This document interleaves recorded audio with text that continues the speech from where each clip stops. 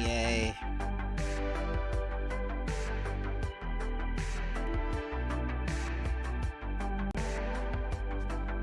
Good afternoon, sir. Hello.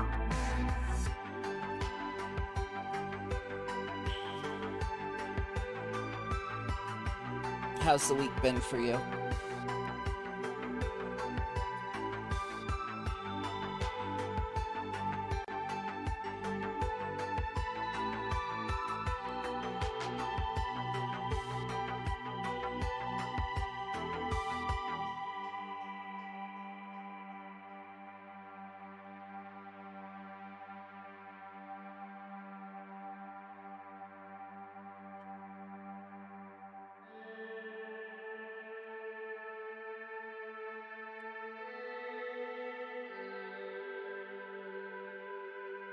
Oh, server not up yet? It's not going to be up, sir. We're not doing a prep session for that. We're doing the campaign building for Iron, remember? System agnostic stuff. Persian campaign. Oh, yeah. Remember your homework assignment? Thousands. So it's like...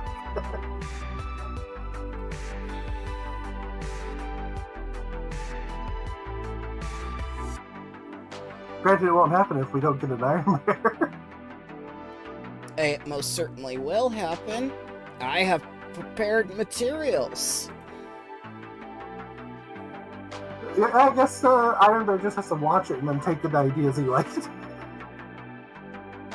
Did something happen to your microphone? It sounds like you're a bit farther away. No, is this better? Nope, it's kind of weird. No, I haven't done anything with my microphone.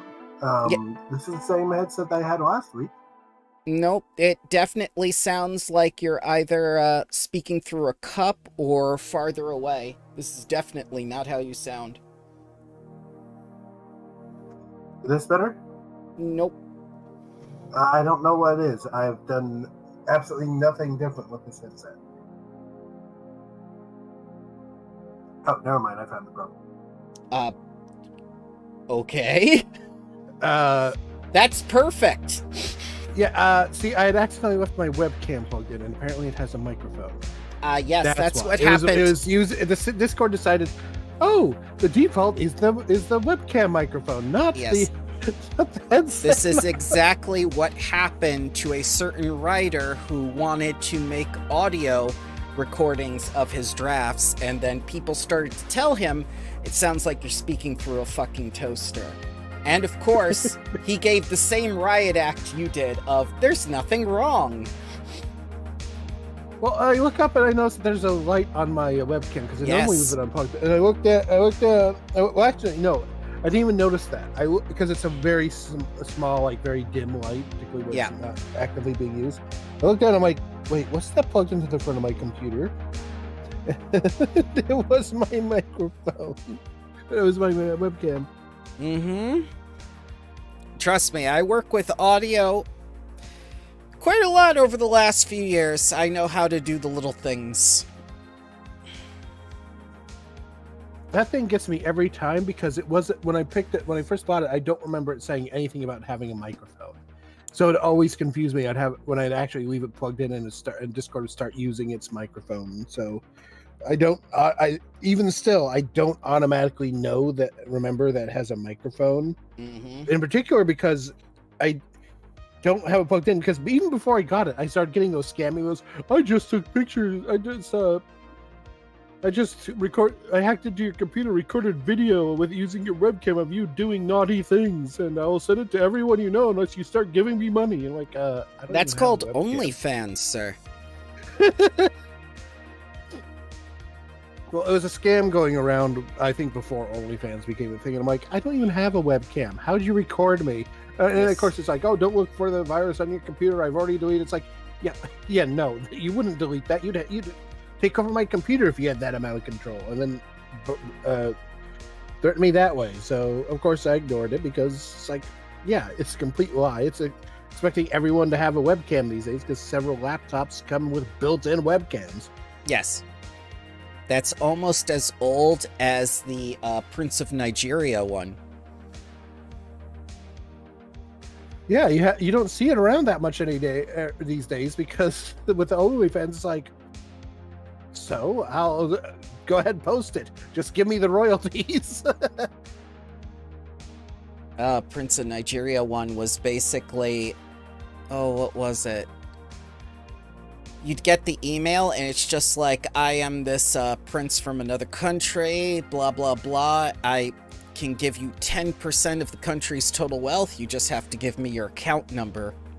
It's just like, whoa. And it was so badly done and badly it was spelled. so bad. It was like, I just need to transfer the money through someone else's bank account, so you give me bank account number and I transfer money and leave some for you. It's like, no.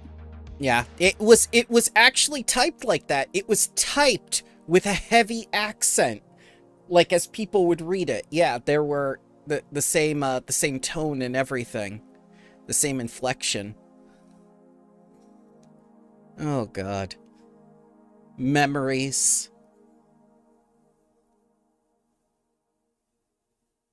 Where is the child? Where is he?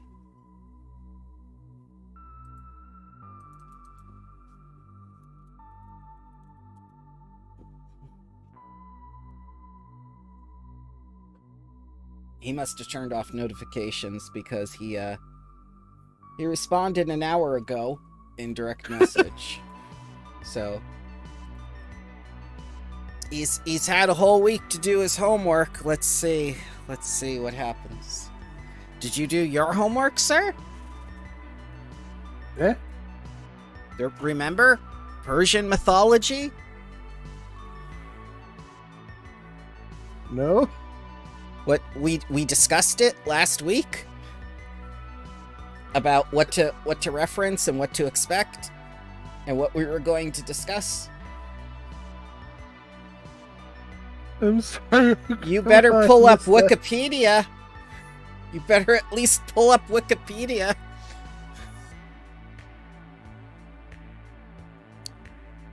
I've got not only I've got not only references, I've got concept art, I've got video footage that was done in 3D. I have an adventure to pick apart in System Agnostic. I've got notes. I've got the mythology right in front of me, and I've memorized the Serpent King myth. I'm ready. I'm ready. Even if I have to build the campaign without him, I'm ready. Which is weird because this is his Patreon stuff, so it'd be weird if he wasn't here. Yeah.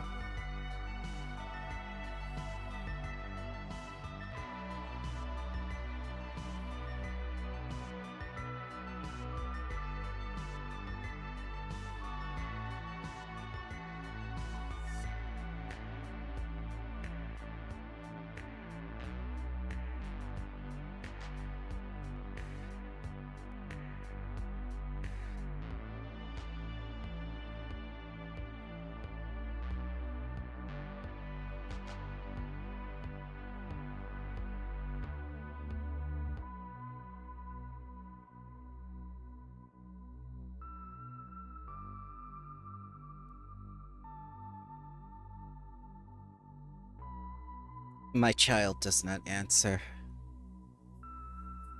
He got 2 minutes. And then it's up to us. Oh, we shall be using twine.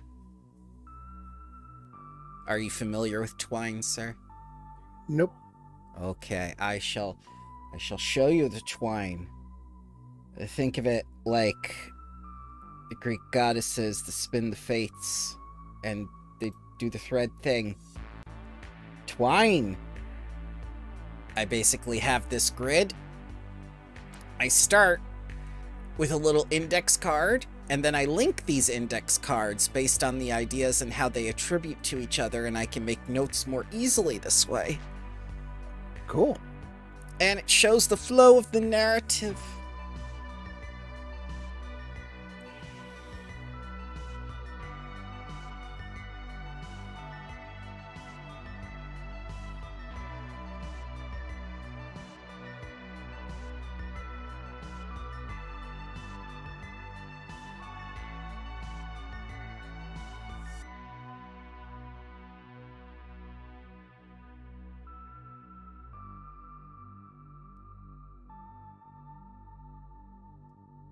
My baby responds. He's on his way. Hello. Good afternoon.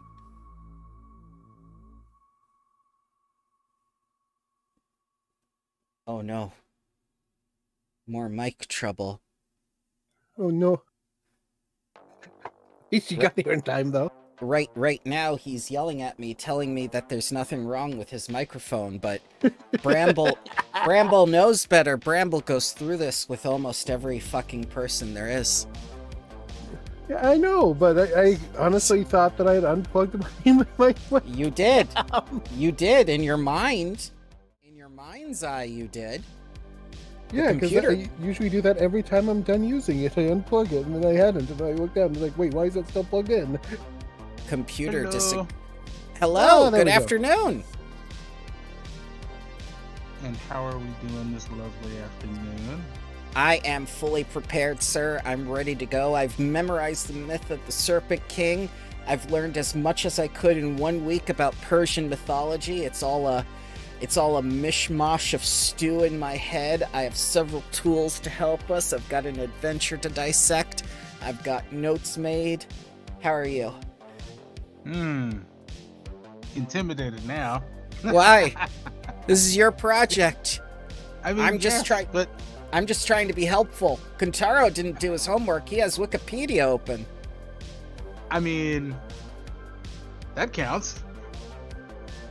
Wikipedia, the online encyclopedia that anyone can edit.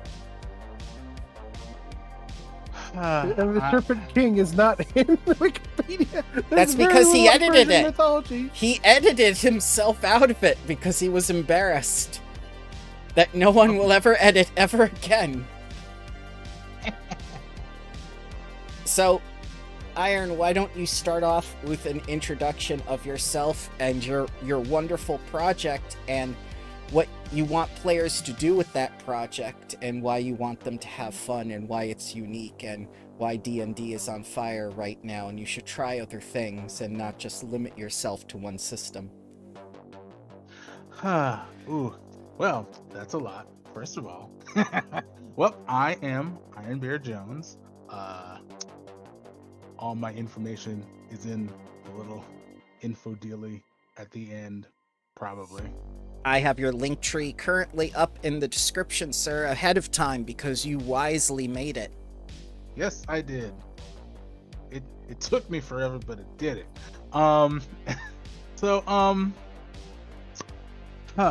Okay. So many questions that I actually forgot the question.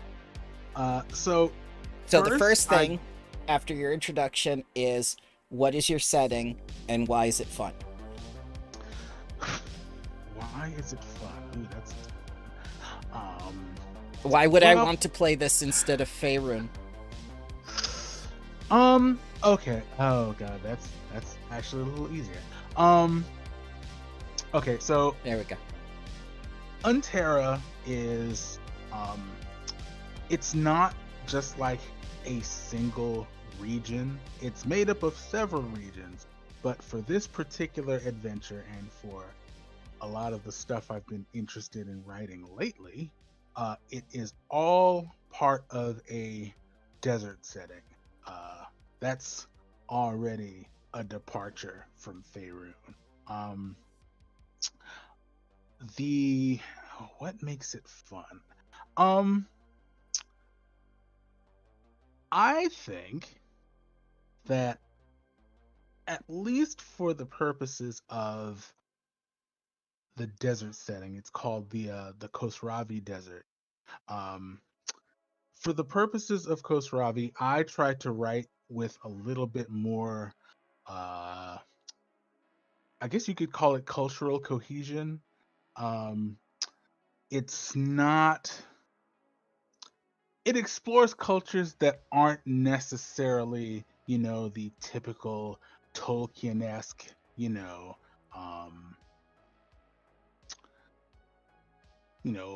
pastoral kind of Pastoral, tradition, like the general medieval Europe type thing. exactly. They were. They were just the bad guys. They were Fair they were enough. the ones riding the elephants and fighting on the other side of the Crusades. They were there. You know what? That's a good point, and I'm gonna have to rethink some things later. But They were definitely This time, portrayed. you will be the ones riding the elephants, trying to protect yourselves from the evil Christian invaders. I They were had not thought definitely of that. portrayed, but they were not portrayed positively at all. That had not crossed my mind, and now, gonna have to consider that one. That's what part of the reason why we're doing this discussion, sir, is so we can work things out and see things for ourselves. This is what makes things better. Indeed. But the God, lost my train of thought. What? So you're telling us why the setting is fun. Well, it's atypical. First of all, it's not like the traditional. It's fantasy, but not, typical Western fantasy. I guess you could call it. It is, but it isn't. There are several like things in this system. Not this system. We're not writing with a system because fuck systems. Oops, wait, can't say that. Wait, So it's not monetized. Never mind. we will discuss things about systems afterwards. But what I like about this setting, what makes it fun to me, is that it it it's supposed to give players a little bit more of a kind of I guess more of a lived in sort of feel to the setting. Like the desert is very sparsely populated because of a lot of historical reasons, and recent events in like the last 20 years of the setting make it so exploration is a very big thing. Mm-hmm. There's definitely more to discover about the Khosravi Desert and the setting at large, I feel, that you don't necessarily get out of Faerun, because Faerun feels like so many stories have been told about it But that, only in the Sword Coast. only in the Sword Coast, yeah. And that's Everywhere just a else is... tiny fraction of that world. But that's where apparently everything happens, because for some reason that's where everything happens. Yeah, like when I started writing Untamed, and I tried not to fall into the trap of like populating an entire world map, but I did find that to be at least partially necessary, because everywhere should connect to somewhere. And it doesn't necessarily have to be quote unquote local. I did not do like a whole bunch of cities and like dot a world map with like cities, because then it creates the illusion of an obligation to fill it with stuff. That's why when I started researching the mythology and thinking of campaign ideas, I initially went to the Tower of Babel, the supposed center of the very ancient world, and this whole concept of meeting the divine and the conflict between human and divine, just like good and evil and whatnot, that was being described in the mythology. What's the translation in your world to like the Hanging Gardens of Babylon or the Tower of Babel and those kind of like ancient wonders that you'll see within the Khosrabi? So that's an interesting question, and it's weird that I actually have an answer for it. So there is a period of Unterran history called the Age of Dragons. It is a period of about maybe 5,000-6,000 years, when not so much dragons kind of like ruled the earth or anything like that, but it was more the more quote unquote mortal races that had dragon ancestry, and there were like, you know, city states popping up all over the place, and someone decided that draconic bloodlines were basically the equivalent to royal blood. Right, but only if they had And 2/16. You had to be basically dragonborn or Otherwise, they kobold or weren't part whatever. of the casino. and not even necessarily you know, I never did get this question answered if quote unquote dragonborn was a wizard's thing, or if So that was it is just also a kobolds thing because their whole mythology with the Dragonborn was they were actually the Dragon Empire, which was, in fact, kind of based on the same elements and everything. They had a sultan, a fire, and whatnot. really. Yes, the Dragon How did I miss Empire. that? It's kind of obscure within Cobalt Press, and they're always treated as kind of like that very violent country that nobody wants to go to, and they're always invading. They have that little, like, they have a flag similar to the Muslim flag where they have, like, the crescent moon with the dragon and everything, and the heraldic crest. It's seldom seen, but it's always on their warriors, especially the magic casters, because they are very much magic casty. Oh, okay. See, yeah, now I remember that because of the dwarves and Right. the Dragon Empire constantly attacking the dwarves for like centuries apparently.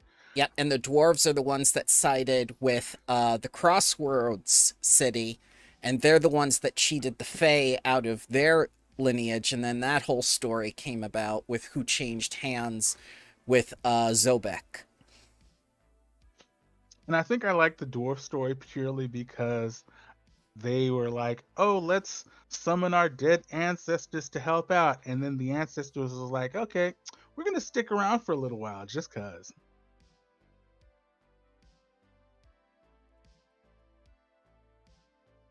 So So, now there's like what, 5, 6, 7 So you're saying that monarchs. in your world, there's basically ruins of this ancient civilization all over the place for people to discover things in. Yeah, ruins that have been like buried at least twice over ah, because tourism. yeah, pretty much.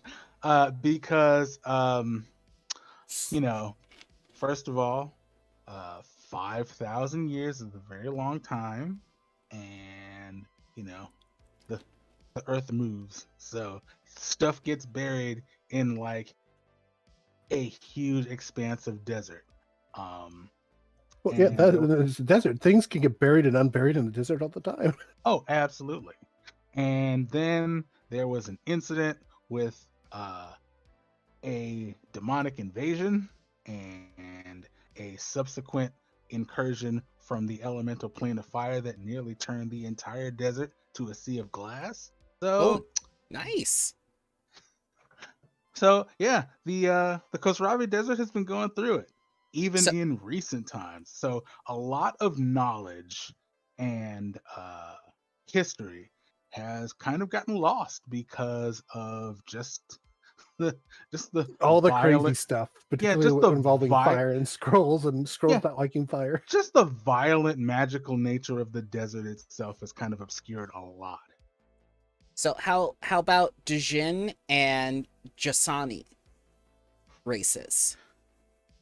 Um, You know, I have been kind of going back and forth with the relationship of Jin and Janasti. As things stand, they definitely exist. There are plenty of people who can say that they have some kind of um elemental ties, elemental bloodlines, more or less. Um, I toyed with the idea of introducing um, Paragenasi as well. Uh, and for those who don't know what a Paragenasi is, it's like normal Genasi only have one elemental bloodline. So it's like, earth, fire, air, water. Paragenasi have two. So that's when you get like steam or magma Genasi. Not really sure how that would balance in systems, but I don't really think that matters because this is all like system agnostic and theoretical. Mm-hmm. We can find a way to make it work. Well, that's what Um we're going to talk about because we're going to dissect a module together and we're going to look at the degrees of success and whatnot, but I don't want to interrupt you. oh, no problem. There are, I mean, the way Unterra works on a planar level, the Unterra is more or less cut off from other planes Not of that one. existence because of something called the Pact. Um, right around the end of the Age of Dragons, there was a deal made where dragons and gods decided, you know what, our presence here might be a problem. So we're just gonna leave you guys to it. This is your thing now. And Oh, so the most of gods are gone. quote unquote gone. They are still connected, but they can't just freely roam the material plane in the way that they did before. So Or they used to like have like avatars and stuff like that, but now they're like, you're my follower. Please go do this for me. I can't. yeah, I mean, they still have connections through people. So if they have enough worshippers, absolutely, they can like still exert some influence, but they can't just kind of like They can't just come down and say, "Hey, I don't like you," and then just slap the person across the face or whatever. They can't come there personally. exactly. They can still like through mortal will uh act through avatars, which is kind of the premise of Wrath of the Serpent King, because somebody decided they wanted to summon an avatar of the Serpent King. So tell us about the Serpent King. Do you view him as a tragic villain or a self-made villain? Because his myth I have read several times and I've watched a lot of videos, so the retellings of it is always different from what I've seen in the 1 week that I've been studying this material. What is your opinion on him? Well, my hmm. Well, from what I saw, he's he starts as kind of a tragic villain, and then he just makes a lot of bad choices. Um, and I kind of like the idea of a villain that would otherwise be kind of like a regular, almost average person if they didn't just continuously make bad choices. And not only that, bad choices that in certain circumstances are not completely unreasonable to make.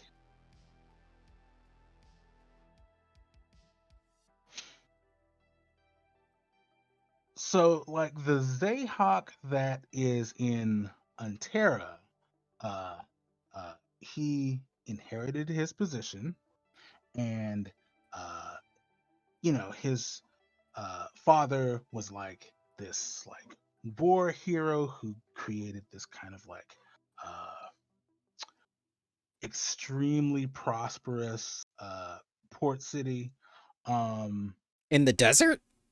in the desert. It's a little weird. Magic shenanigans. There's, there's more detail to it than that, but let's just say magical shenanigans. Um, The sand ships? that too. Well, there are parts.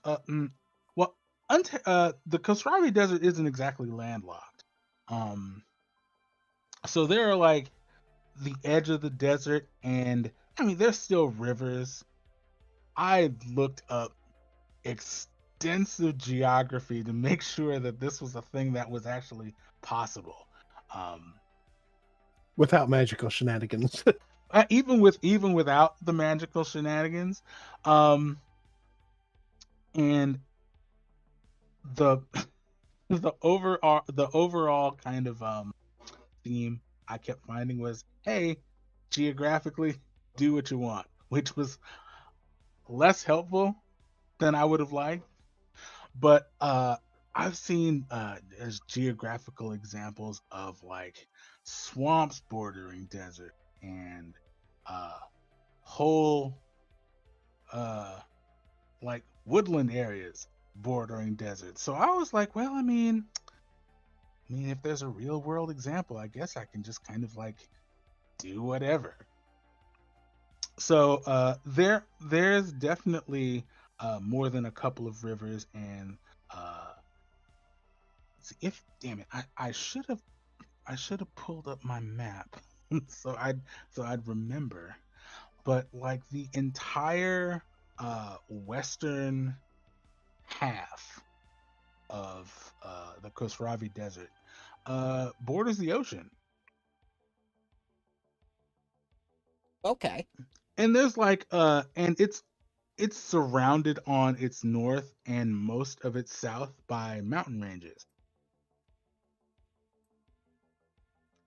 So I figured, if the mountains are tall enough, there's at least a source of like water that would come from somewhere.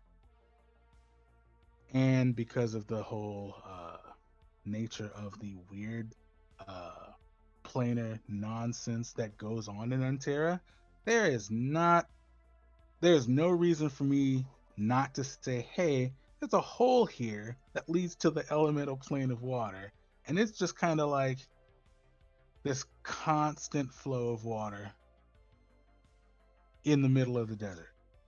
Okay.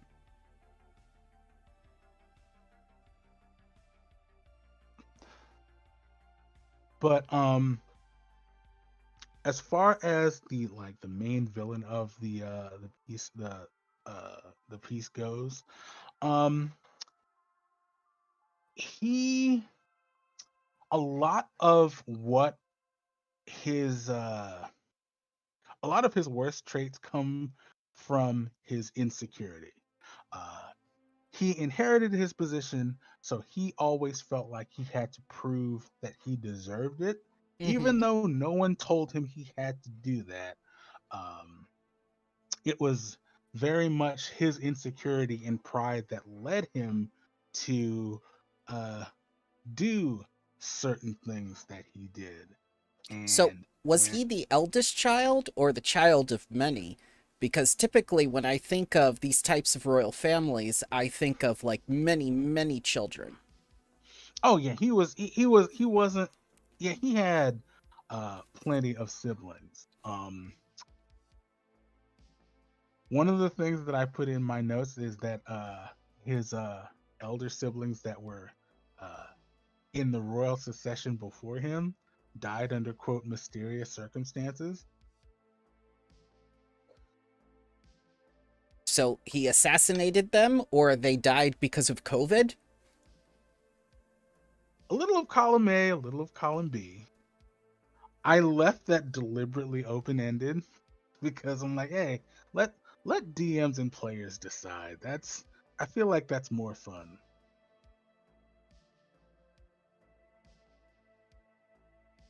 So you mentioned that dragons also left the world with the gods. So how does that translate? Are they just like hidden in corners of the world, or Well, hmm. When I say dragons, I don't mean like the entire species of dragons. Um, there were uh plenty of I mean the most powerful ones, the ones that hmm man, I feel like I'm gonna have to go like a little bit further back for this one. Please, no dragon flight.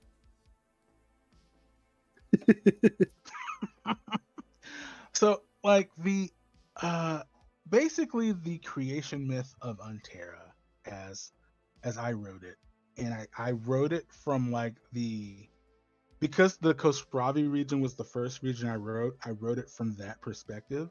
Mm-hmm. Basically, I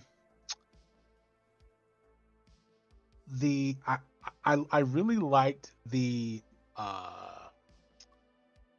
Midgard rainbow serpent myth. So I started with that as a base. So basically, the rainbow serpent came to Unterra, hung out for a little bit, and just kind of left life in its wake. And it created the first dragons. It did not create people first. Okay. The dragons subsequently created the quote unquote first people. The various races in various regions, which at some point I'm going to have to detail that because I don't off the top of my head know how each species would view that myth. I haven't kind of like put that through the, prism of perspective for each individual culture yet. Although now that I'm thinking about it, I really want to. Just because it would be an interesting thing to write. But for the Kostravi at least, that's kind of how they view how, people in general came about. I keep rambling and losing track of the questions I'm being asked. Goodness. That's kind of what we're doing this. We're trying to tighten things up a little bit by bombarding you a little. That's fine. So you were talking about the creation myth, and you were leading the creation myth into the myth of the Serpent King, and exactly why the Serpent King was insecure. From my perspective of what I know of the myth and what I was able to glean from it, it seemed like he was not aware of his own villainy. He was acting as he thought a king should up until a certain point. We got to the point where he started boiling people's brains so the snakes could eat. And then he would ask himself, am I the bad guy? And then the oracle said, yes, this guy is coming to kill you because you're going to kill his father. Well, I don't like that prophecy at all. I'm going to kill his father right now. And it's just like, you leaned into it. You leaned into it so the hard. Entire time he comes after you is because you killed his father and you just decided to kill him. It's show you. Self-fulfilling prophecy. I'll show you. I'll kill him anyway. Yeah, that part was just like, I feel like that was definitely not thought through on his part. So what do you think he was aware of his own villainy, or do you think he was oblivious to it because he thought it was what a king would do? Because it's just like Well, when I read it, I kind of interpreted it as this kind of like almost like a form of arrogance, like he was trying to assert himself as being quote unquote better than Destiny. It's like, hey, this thing is gonna happen, and it's like, you bet it's gonna happen. I'm gonna make it happen right now. It's like, I'm gonna do this thing anyway, and it's not gonna have the outcome you think it is because I said so. And that never works out in mythology.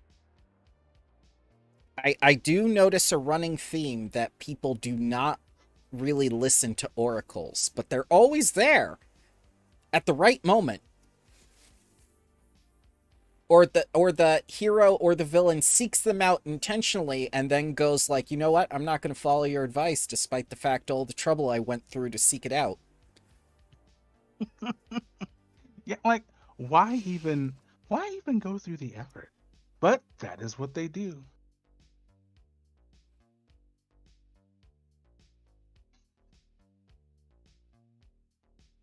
So why So, would someone summon the Serpent King when they know he's got to boil brains to sustain himself?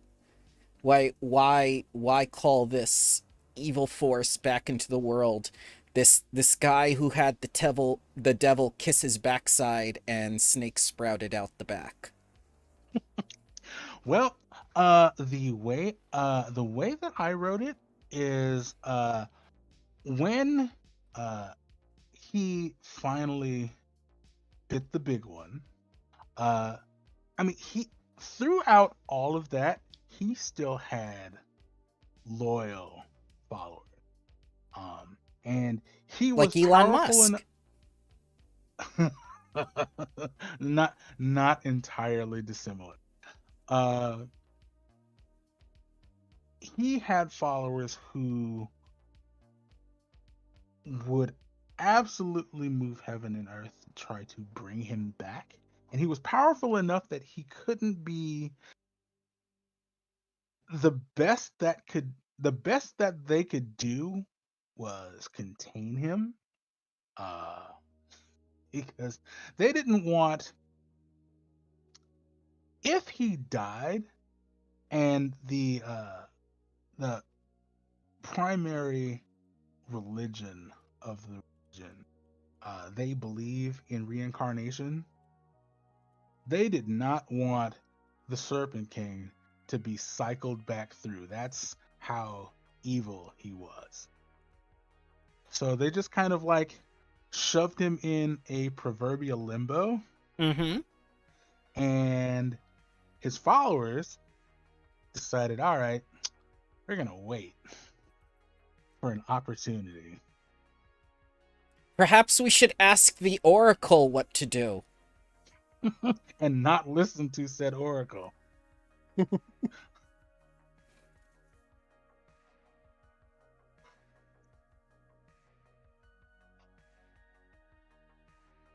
Okay, next question, I guess. All right, Kantaro, you're up. Ask the question. I don't know what to ask. Sure you do. Why don't you ask where the dragons are? Oh, yeah, that's a good question. Where are they? Okay, so what I have decided to name the progenitor dragons, Alex they Straza. are they are off on a plane unto themselves. They are In the play generally, dragons? they're more or less not really concerned with whatever the hell is going on in Antera, because they left it to the mortals. They're like, all right, you guys got this, and then they disappeared. And it's been almost 2,000 years, and the world hasn't imploded yet. So clearly they've done something right.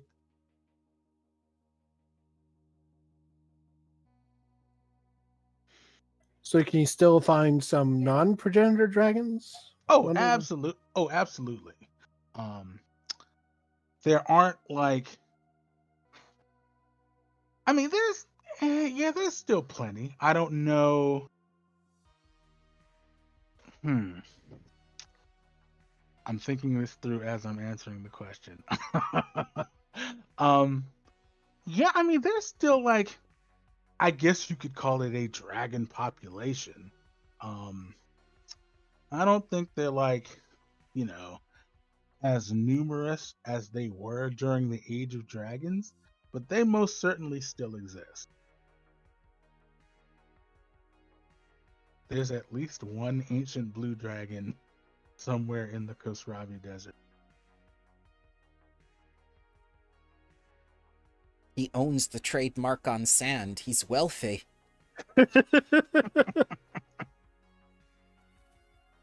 You have to give me a tithe every time you take some of my sand. The PCs in my Thursday game not encountered him yet. I mean, Ah. I should hope they don't. Tell us about these PCs. Surely they are successful in the Khosrabi Desert, and they have many exploits of which to talk about.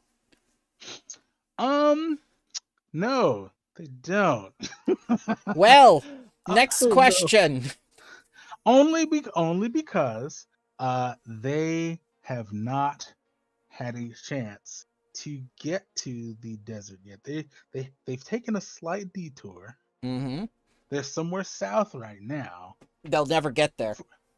Oh no, they're only gonna be down there for 2 days, and then Another detour. well, no, they have to fly over the desert to get to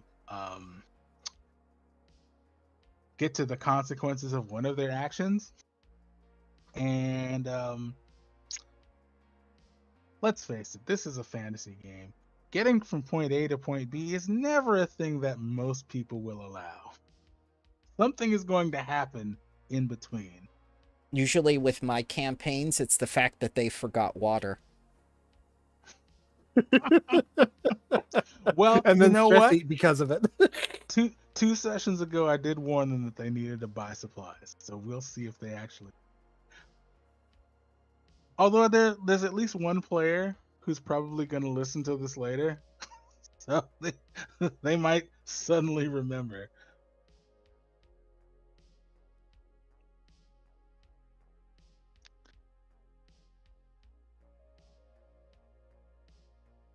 So, what kind of ruins are in the desert to discover? What kind of ruins? There are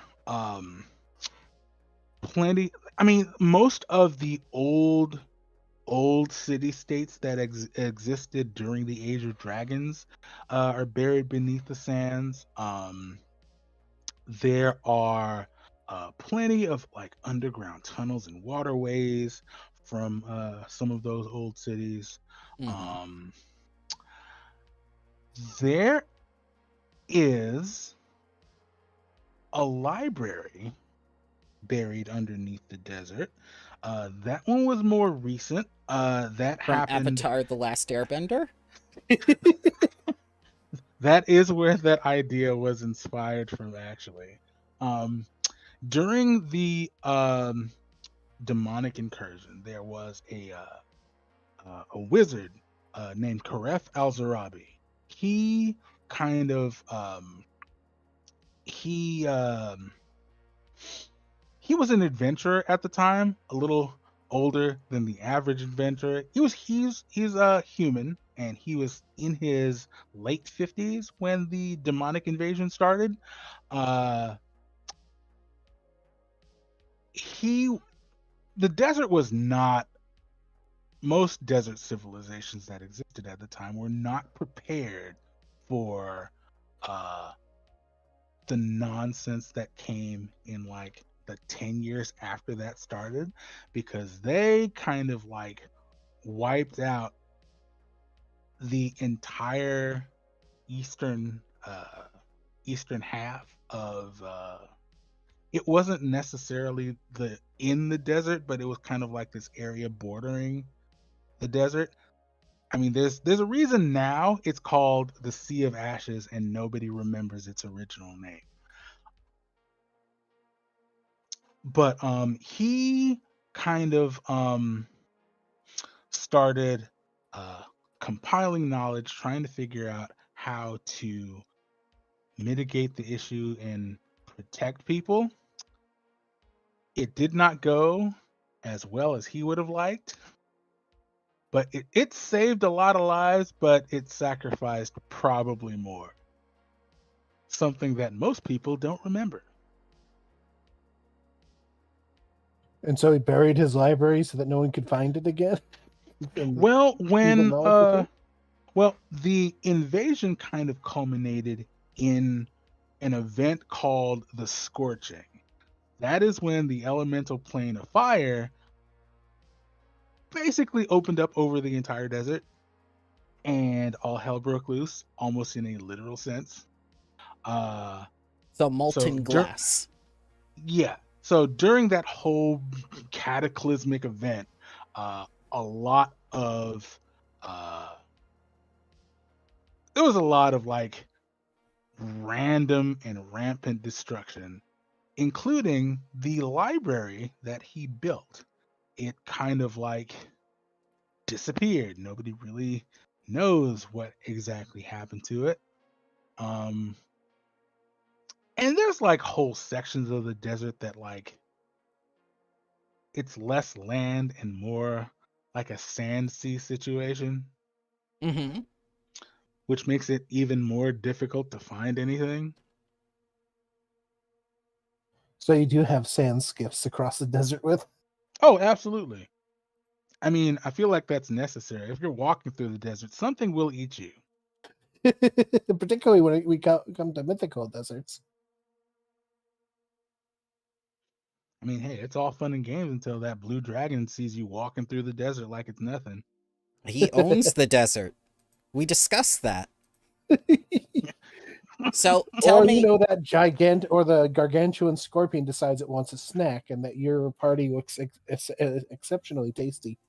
yes, tell us about the pest problem. Is this like Australia, or is this, they use the scorpions as like labor and stuff? Also, the big question: how do you build your house upon sand? How do they have like this ancient secret? Um, so the easy question to that is you don't. Um, there are some like pockets of civilization left.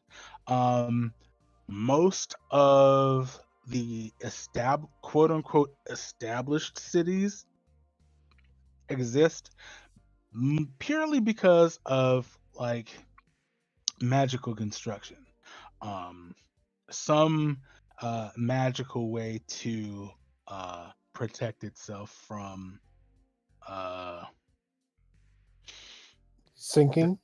yeah the sinking, the constant threat of uh, the natural ecology, quote unquote natural ecology of the desert.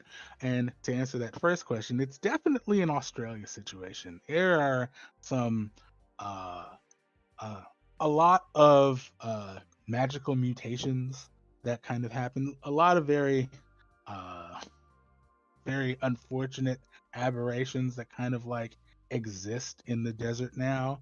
Um, it actually kind of got me. Uh, I looked it up when I first started writing it, and apparently there's like whole different species of dragons that I can actually use, because there's a difference between like worms, wyverns, drakes, and dragons. Lindworms. Exactly. So I was like, you know what? Why can't I use all of these? So yeah, you can. It's just as likely that you'll like encounter like a giant scorpion or a giant sandworm that'll swallow your uh swallow a ship whole, or Ah, you know yes, the any spice. number of things. Did you get some ideas from, say, that TDDC campaign that was showing up on YouTube? Their The what? Uruk Desert. I don't think I've seen that. Oh, you should look it up. It's he finally completed it last year. Ooh, definitely will have to check that out. um but as far as like settlements go, I did write some. Not necessarily, I wrote them for the campaign. Like I did a one shot of a a place in the desert called Tel Qasim, uh, or as some of the natives call it, the City of Night. It protects itself, or it did, by there is a that they words. Slow down. Okay. It protects itself with a magical barrier. Uh it's on more or less a solid piece of land. Um so inside this barrier is more or less stable compared to the area around it. The problem is this barrier keeps the entire city and the region surrounding it in kind of like an eternal night situation. The City of Night. Yes. It also doesn't help that kind of like the predominant criminal syndicate of the setting is based in Tel Qasim. Of course, So it night doesn't have- means that so- when it's night the time all time around, it means that you always have a good shadow to hide in. Yeah, so it doesn't have the greatest reputation.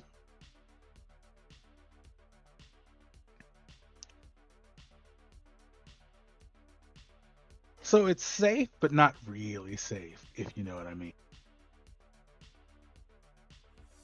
Safe enough, but your PCs can actually find something to kill in there. Oh yeah, there's several like monsters and things like that that are probably unique to Tel Qasim just because, you know, forever nocturnal. It sounds highly dangerous. What exactly can a low-level party do? Like, what if you're just starting out in the campaign? Because this sounds like it might be much, even for seasoned adventurers. Are we talking about Tel Qasim specifically or the desert? We're talking about the campaign setting. Oh, okay. I'm going to say your question is yes. Well, the campaign setting kind of it definitely has a more of a bent towards survival. If you're in an established city, it's less of an issue. When I started my Thursday campaign, they started in a floating city. That is another aspect of the Khosravi Desert specifically that I didn't quite touch on. What one of the things Al-Zarabi did when he quote unquote fixed the problem was to create a number of floating islands, and one of them, the largest of them, is there's a very large floating continent that he kind of ripped out of the ground of Laputa. Yeah, sounds like it. Why does that sound familiar? Remember, Mark Hamill was the Castle villain, and he tried to get 2 children? Castle in the Sky? Studio Ghibli movie? Oh, okay. Yeah. I thought that I Googled it and I saw the first picture. I was like, oh, yeah. Every time the villain talked, it was like Joker.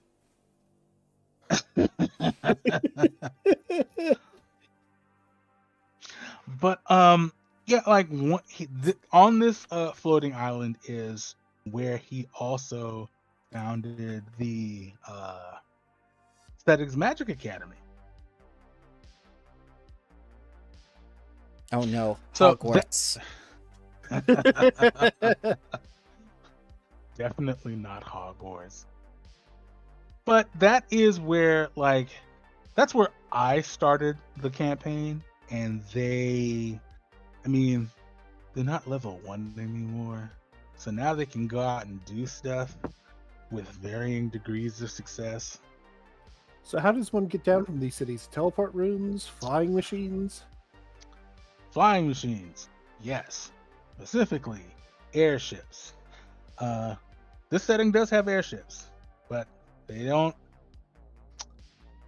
can't freely fly just anywhere.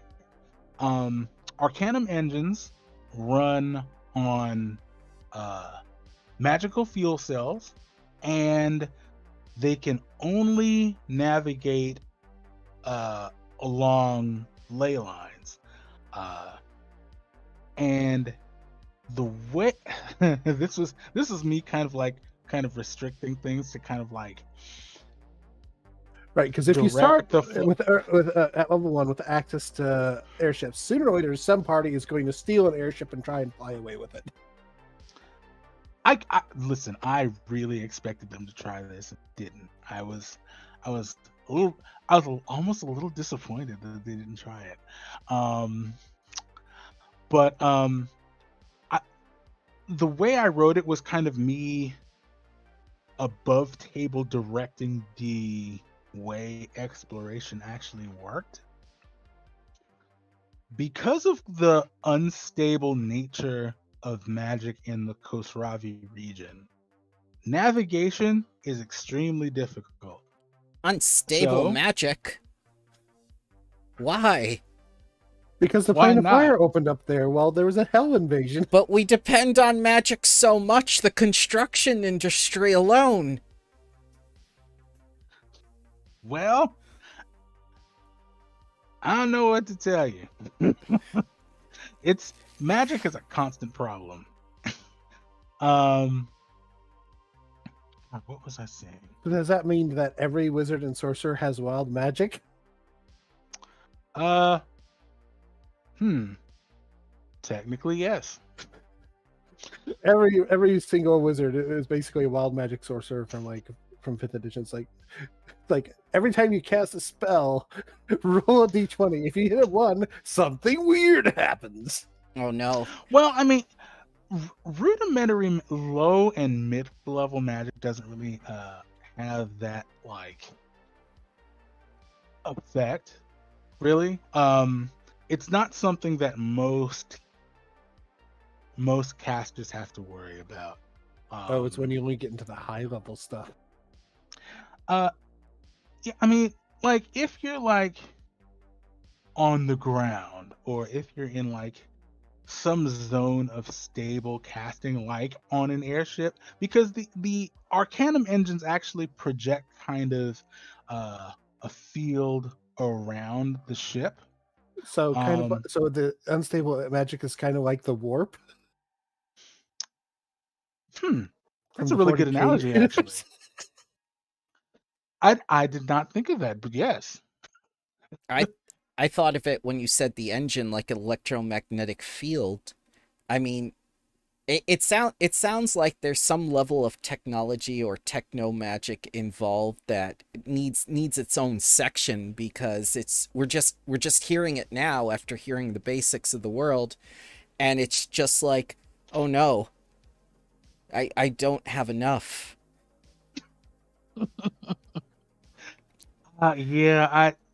It's one of those things where it's like I don't know how to organize my subsystems for this setting. I do. Well, It's an online that's what tool we're doing. called Twine, and I'm using it right now, that you can see in the broadcast to Discord and to YouTube. What I'm doing is I'm keeping track of all your notes. I'm making little cards as we go, and I'm connecting those cards as they relate to one another. Oh. And I'm also making an outline. So this is kind of like the backbone of the campaign. I'm also using the pictures and the concept arts that I've collected from ArtStation to follow along with what you've been saying. So, a question: since you said that the magic is particularly unstable over the desert, is it unstable over the rest of the world? Not nearly as much, no. So that's why the airships still need the follow ley lines even when not in the desert, but it's particularly important in the desert. Yes. It's almost impossible. Not impossible. That's not the word. Navigation is very difficult because there are floating islands everywhere, and it's kind of hard to know where those are, especially if you're going in and out of cloud cover. You need a air traffic control tower. So there is something very similar to air traffic control towers. When I did this in 5th edition, I actually wrote a spell for this called Zarabi's Beacon. Basically, you Magical attune, lighthouse. more or less, you basically attune this small glass orb. It's probably about the size of a basketball. You attune this glass orb to a magical map. You can see that beacon on the map from up to 100 miles away.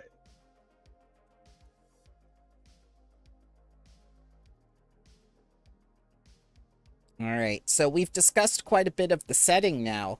How would you write varying degrees of success for, let's say, an adventure within the Kursavi Desert? Like, how would you go about doing that? Because you have to set certain conditions, you have to set objectives, you have to describe when failure happens, and you're exposed to two very popular systems, D&D 5e and Pathfinder 2e, which you can use to gauge success and failure. So how would I do it in like a system agnostic way? Yes. That's an excellent question. Because I have ideas, because I have a system agnostic adventure right here that costs $0 and is available on Drive-Thru RPG, made by such writer Christian Blair, and it's called The Cursed Ring, and I'm going to bring you through it, and we're going to take a look at how system agnostic is written. Excellent. Because honestly, I'm not quite sure how I would do it. I have been doing this entirely too long, I think, or at least long enough to where I'm probably a little bit too dependent on figuring out success and failure through Based on specific dice rolls. Yeah, Yes. through one of the systems. Well, you Yes, don't... Oh, go ahead. No, I was about to say, yes, I've been ruined. You're not ruined. First of all, your experience with a system is going to serve you. It's not going to be the shackles that bind you anymore. So, like you've been talking about with your own campaign setting, with an adventure, let's say it's a standalone adventure like this one, you're going to write it for what is essentially beginning level adventurers, or as this writer, Mr. Blair, calls it, EQ1, and describe what type of campaign it is, like short adventure, low-level players, themed around puzzle hunting, traps, monster combat, and and the approximate time at which it is to be solved, which is within 5 to 6 hours, and depending on the size and the party and the skill of the players. It tells you where the adventure takes place, it tells you what you're looking for, and it tells you the objectives of victory. So, with the story element, you have the objective, which is to find this cursed ring, and failure if all the players die, or the cursed ring is removed or lost. So, what elements of an adventure are always system agnostic? It's an easy one. Yep. The objectives are always system agnostic. What else? What else?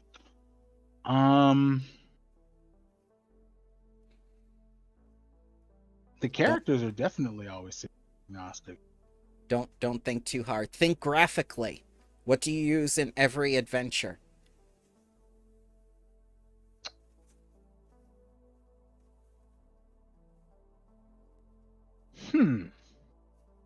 The map. Oh, right. The map doesn't care what system you're in. So This is true. the maps can be taken from system to system. The maps that you use for D&D 5e, you can use in Pathfinder 2nd Edition and vice versa. The only thing that changes are the mechanics, and the mechanics are the things we're going to generalize right now. So after we discuss the story, which is basically they want to find this cursed ring, and there's a fight going on in the north. It's basically Tolkien. It's the cursed ring is the One Ring. And the battle against the battle of the forces of darkness. He's making this really generic for us. It's so painful that it's easy to adapt to anything. And describes the distance from the ringed fortress and what they can do in sort of a preparatory phase in order to get up to the fortress that houses the ring. And he makes a list of things you can find along the way, some descriptors for them as well, but nothing so specific that it links it, to one system. It's just very general things like the skull of a large predator with a golden fang, an impaled skeleton with a sign that reads, "No man comes, no man lives," things like that. Things just to add general flavor. So flavor and fluff are always system agnostic too. Mm-hmm. Then he divides the fortress that the ring is in into parts. So the map has an entrance. The fortress itself has 7 areas. And there are 2 obstacles that the players have to overcome, along with the notes for the GM specifically. A giant skeleton and a void vial. And then he describes both of the things and what they do. And it's up to the GM, for whatever system they're in, to work with what those descriptors are and how those bonuses might play out. He's written it from a perspective of 5e and how that could relate back to it with a D20 system, but that's only because he's strongest with a 5e system. But he's left it broad enough that I can even take this into Pathfinder 2nd Edition. And then he'll detail the other parts. And then the final part with the ring, and sort of like a little puzzle that goes along with it. And then the conclusion of what happens after you defeat the giant skeleton.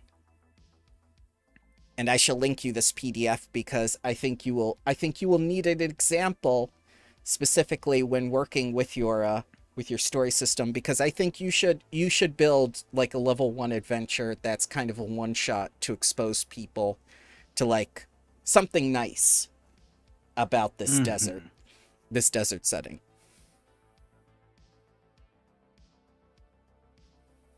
So all the same tools are there.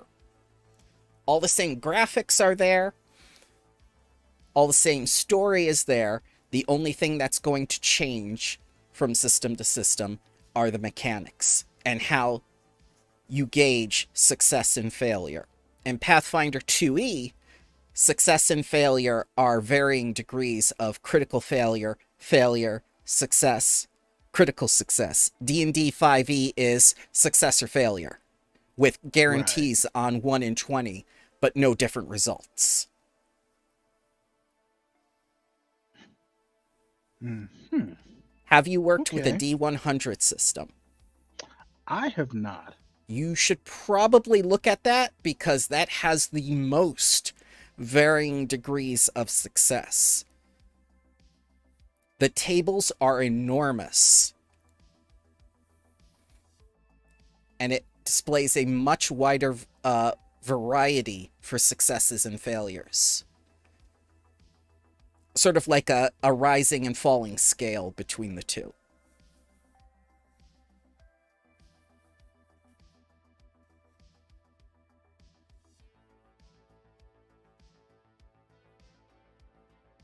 I've never even heard of a D100 system before. Oh, I've seen 5th edition tables that use like D100 tables, but never. Yeah, there's several like D100 tables inside 5th edition. I've heard of some systems use like D6s, like a certain number of D6s do Right. this or that. So like rolling, like yeah, like well, heck, even some of them are even used in 5e, where like you can roll stats by rolling a certain number of D6s, and that's your stat. Have you ever played Iron Sword? No. I've never heard of it. Iron Sword is free. Yep, Iron Sword is free. I googled D100 systems, and turns out, yes, I have played one. Okay. Call of Cthulhu looks like a D100 system. So that's another thing to keep in mind, because you are familiar with it, is to allow enough interpretation or describe enough situations within the successes and failures to accommodate as many systems as possible. That's why when coming up to the tower, he lists like all these things that you can do, and he suggests you can roll a d6 because there are 6 choices. But then again, that is up to the DM to decide ultimately. Now with Iron Sword, everything, including the narrative, right down to the NPC's attitudes and the results of everything, absolutely everything, are determined by dice rolls. And the player is also the chronicler. So things happen, you know, like at the same time. You fill in the map as you go as well. I highly recommend you take a look at Iron Sword as well, because it's a pretty good solo RPG. You can play it with other people as well, but it's fairly nice. I've done it once before.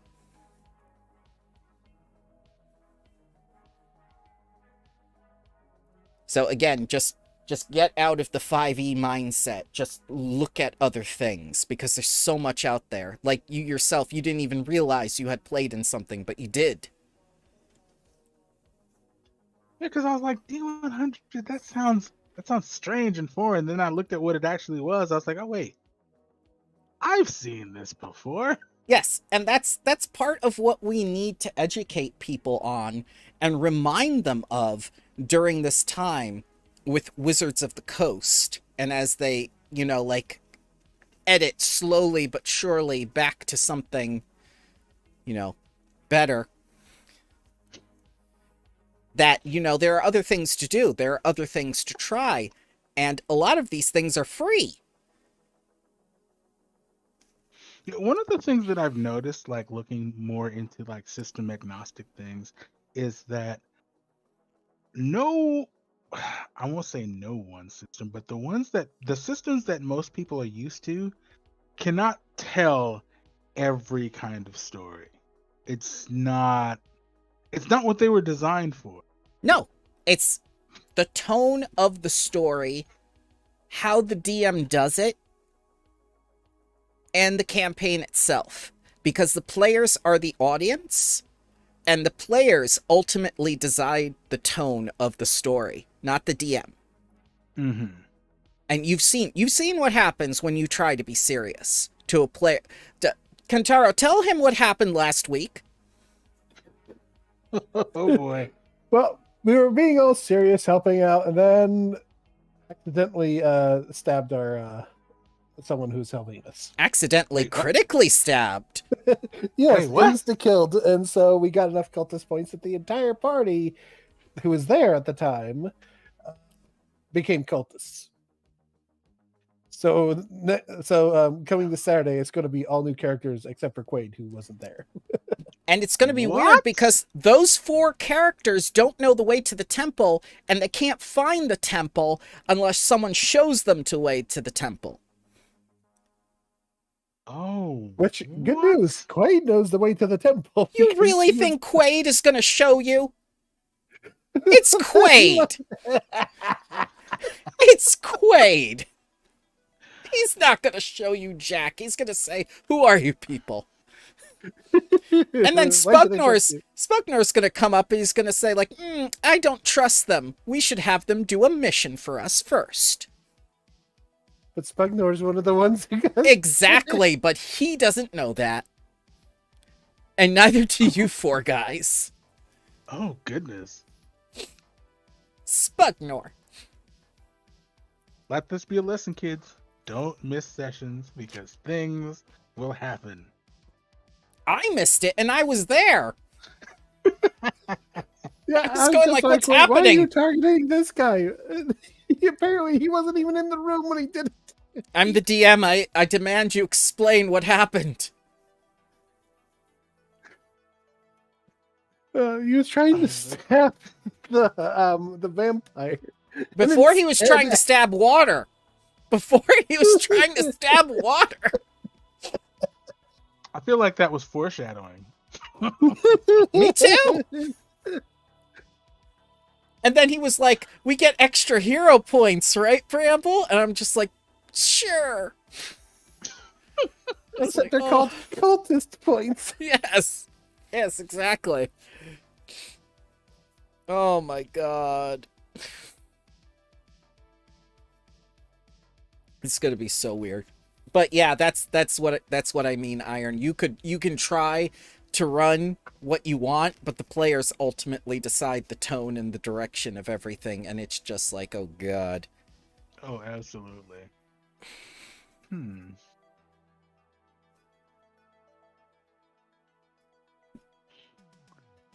As one of the other players says, like, it's fitting for us to have a TPK like this, because we were actually getting close to the vampire TPKing us. It was great. They didn't do any recall knowledge checks either. That's another thing. That's another thing about system agnostic. How do you know what the players know and what they don't know, and how do you govern that? You know, like, you can add like the little asides to the DM, but you know, the players will go in ignorant of the one-shot adventure every time. That's another thing to have in a little sidebar, which the cursed ring does. Yeah, like, I kind of got into the habit of, especially when it comes to combat encounters, trying to not use everything as kind of like standard stat block stuff. Because I do have a couple of players who have very chronic metagame tendencies. Oh yeah, I had people do that too. They read that the token said assassin, but they didn't bother to talk to the man when they found him.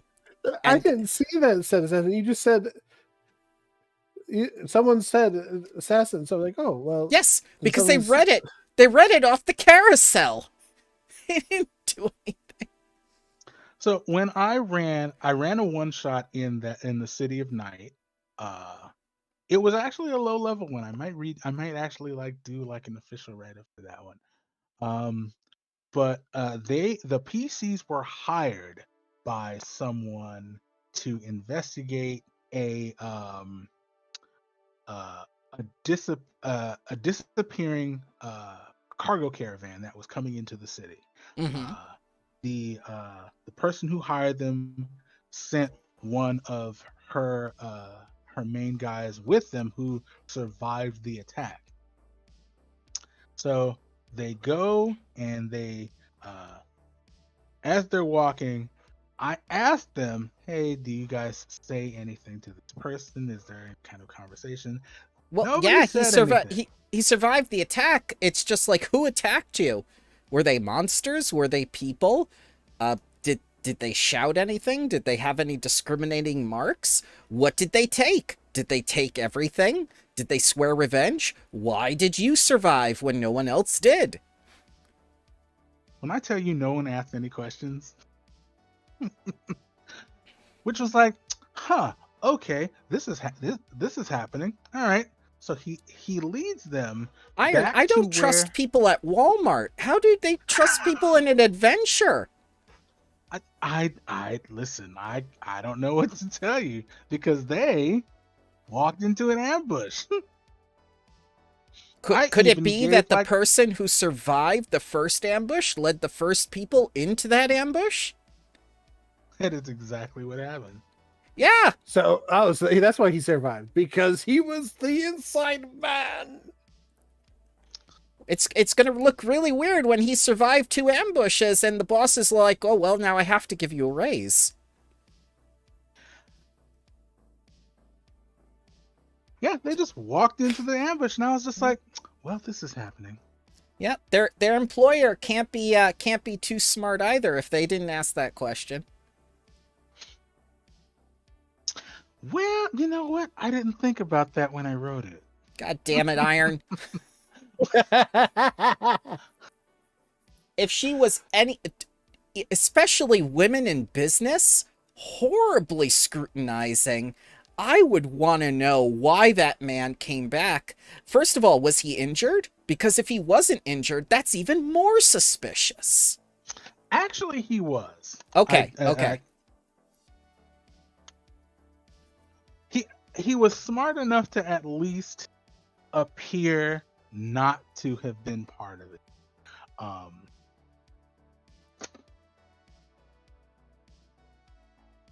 So she asked questions, but maybe not enough questions.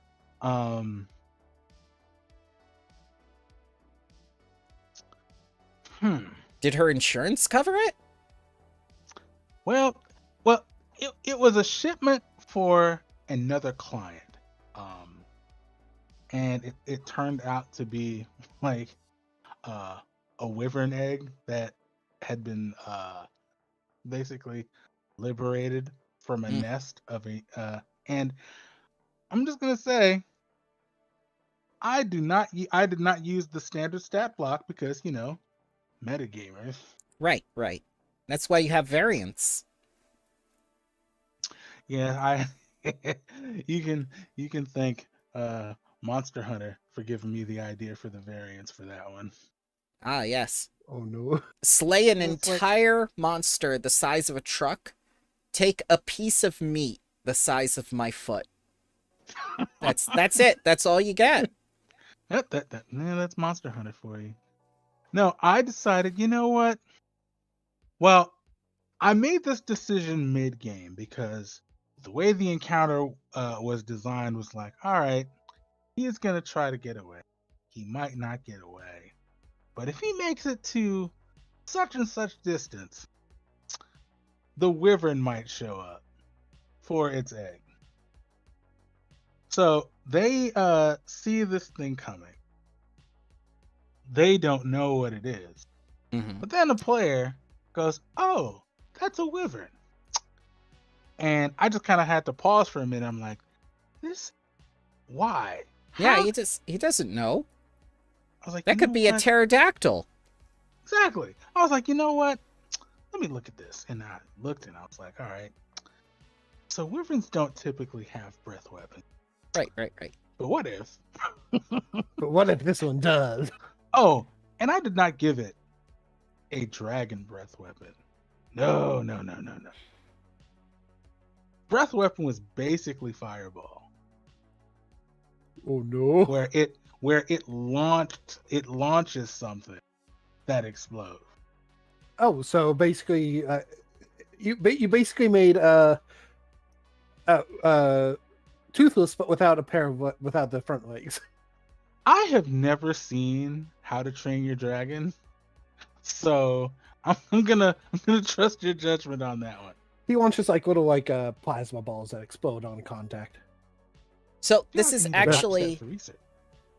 actually another good thing about System Agnostic, because I've noticed with 5e, players metagame internally, but with Pathfinder 2nd Edition or with other systems, or even with Kobold Press supplements, they don't know what the hell it is. No clue. Remember the Margrave? Oh god, yes. Do I?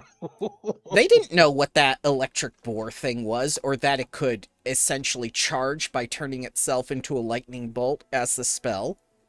Or it was attracted to all kinds of metal. Yeah. Right, which it ate. Because the forest hates metal. Watching that one encounter was like one of life's few joys, I will say. But didn't that teach you so much? Or... No, this is another campaign entirely. But didn't that teach you so much about the forest itself and what sort of danger was there at low level? Oh, absolutely. I was like, wow, the Force just really hates like unnatural things. Like Because it's alive. my character was really at this point my character was like collecting knives. I had to rethink that. I was like, hmm. If this thing will come after me because I have knives, maybe I should think about wooden knives or wooden spikes. I was like, well, I'm not giving him up, but if bad things happen, at least I know why. Yeah, system agnostic is a good chance to cleanse your palate from the usual 5e metagaming. You can get away from that. Start describing monsters physically, and then, you might be able to set up new tokens if you have the time. If not, just put like little color tokens instead of the monster descriptors or what. Make them rely on verbal information. That way they see like, red token, monster. Like I've been told that it's scaly, it has wings, must be a dragon. But it's not a dragon. Because it's just like a regular person, I have assumed I know what it is based on my limited knowledge, and I have failed to identify it. That's part of what Pathfinder 2e does too, especially with those blind rolls, is that you can fail to identify things, and when you critically misidentify something, it becomes something else to you entirely, and you get the wrong information. Mm-hmm. That is one thing I absolutely love about Pathfinder's blind rolls. Right, and I recently had a player that absolutely detested it, because they wanted to be told 100% of the information up front about everything and believed that was, like the right of a player, that you do not hide roles or do anything like that, despite the fact that it is part of the actual mechanics of the system.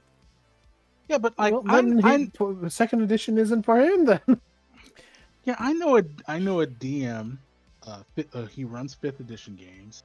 He does blind rolls for a lot of stuff. Yes, like stealth rolls. His policy is that he only you can say that you're stealthing, but he will only ask for a roll if you have the potential to be caught or if you're about to attack something. Yes. And that's a homebrew rule, and that's a rule I happen to agree with. Well, heck, I even looked it up. Apparently, that's kind of what happens in Pathfinder. You don't even make the roll unless there's a chance of being discovered. Yes, it is exactly what happens, unless you do the exploratory action. Where you actually make the roll. Yes. So you're starting to see some of the systems move away from metagaming, because we've all experienced it in 5e in more forms than one. Because when you fail a perception roll, you know that you failed a perception roll. But in the other systems, you don't know that you failed, and you're confident nothing's in the room with you. Mm-hmm. Well, yeah, I mean, even in 5e, it's like, I get a high roll, and the answer is, you don't see anything. It's like, you don't think you see any traps. It's like, they have to word their, say their words carefully for DMs in order to imply that you could have missed something, but you're pretty certain you haven't. I just tell them the truth. Nothing's there. And even then, sometimes I'm like, but I could have missed it. Yeah, you could have, but nothing's there. Yeah, one of the contributing factors to the whole metagaming thing, especially for specific roles, is passive perception. Yes. And you don't get that. You don't get that in a lot of systems. Yeah, you don't have it in 2nd edition. Or Pathfinder 2nd edition. I should specify which 2nd edition. Yeah, there's no passive perception in there. D100 systems, you don't get passive perception. Nope.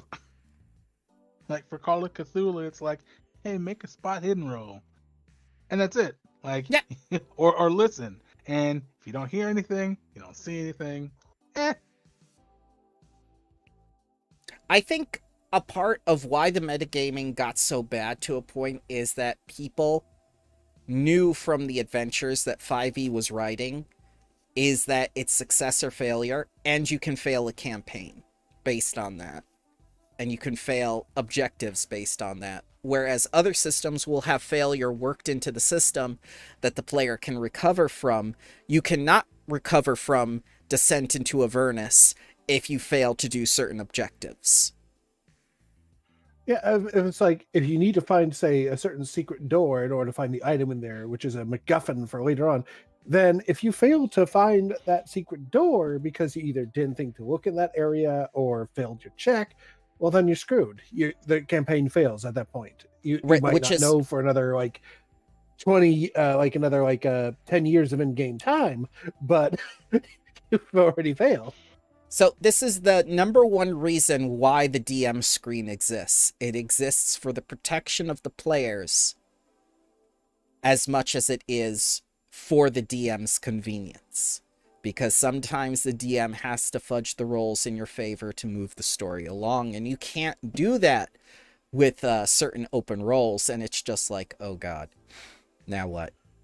Yeah, and it could be something that's like, because there have been some things like, it's like, if the players, like, they're fighting something, if they see the DM's roll and realize, oh, he rolled low, but still hit us despite our high AC, then it's like, we're probably not going to be able to. Then he could hit us on everything but a 1, which is an automatic failure. We should run. Do you know how many Um, NPCs whose dying words I have had is, I have so much information, and then they mysteriously find a journal on them afterwards.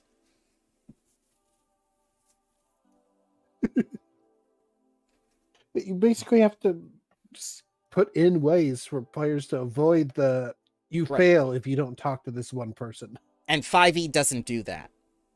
5e is this or nothing. And that's the type of adventure system we need to move away from. We need to see system agnostic. I wonder come how many up- campaigns have ended because person killed an important NPC that had important quest info. It's like, It's it's not like, Skyrim. yeah, this thing doesn't have plot armor. We've played Skyrim so many times that it's become ingrained in our souls now. We can't have this. Yeah, if he's important to the plot, he will survive everything we throw at him if we attack. No. If he's important to the plot, then he has either left behind a legacy that we can find, or there are other people whom he's also interacted with that have the same information. There is no reason to make a perpetually immortal NPC. No one is that important. If the PCs are not that important, then the NPC cannot be that important. Fair. Mm-hmm. Like when I kind of like did like the outline for Wrath of the Serpent King, one of the quote unquote central villain of the whole plot behind what amounts to a stolen item is this warlock. If the warlock dies, I didn't want to write it to where, oh, well, he dies and the story's over and you don't Right. really know anything else. No. But no. he had a patron. He had a patron who knew exactly what he was doing. Exactly. Patron just So goes, fine. Okay, let's go with plan B. This warlock over here, you're now doing what Warlock Yeah, but- A's job was. The more important thing to realize is that patron now has that guy's soul and no longer has to work with him. Exactly. And not just like the magical patron. He has a physical patron. Somebody hired him to do what he did. It wasn't just some random theft. Right, not like the 20% kind of theft. No.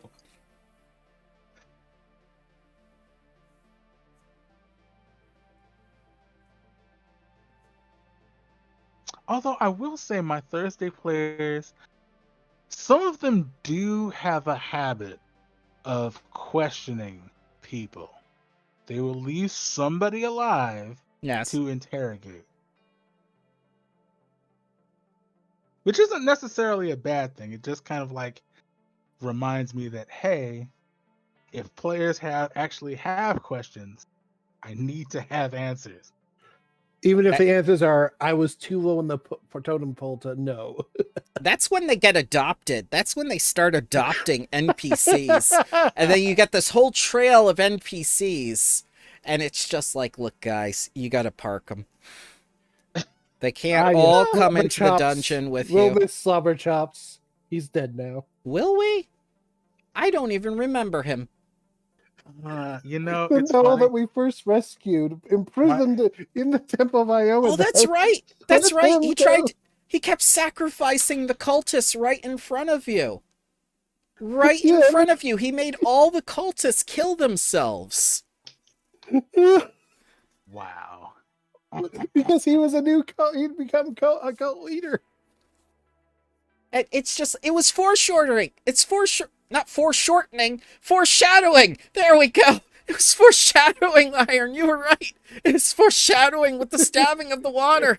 And the cultist leader was foreshadowing. Oh, God.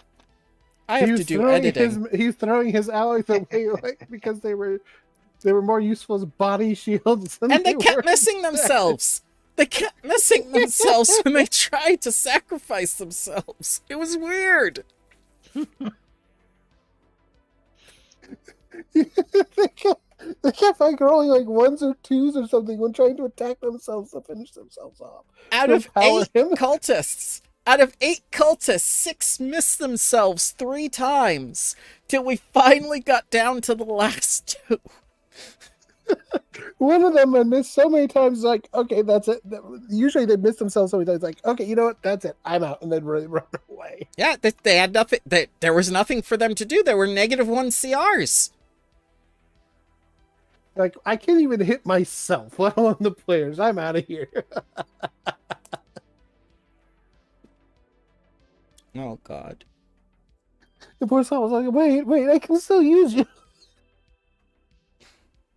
I wonder what I would even do for like a short, quote unquote, low level adventure. That's exactly why I brought it up. Because I don't. Whenever I start a campaign, I've made this mistake once and I will never do it again. I don't start, for 5th edition at least, I don't start players at level 1. Yeah, I know. Like, the other DM, the guy who was unfortunately too busy to actually join us in this campaign that I play with Bramble on Saturday. Yeah. That's his loss. I mean, oh God. He wanted to. He wanted to join us, but he just too busy. He's so busy he can barely even send a message to tell me that he's still alive and to see if I'm still alive. So trust me. I know 50 hour to 72 hour week. I've been there.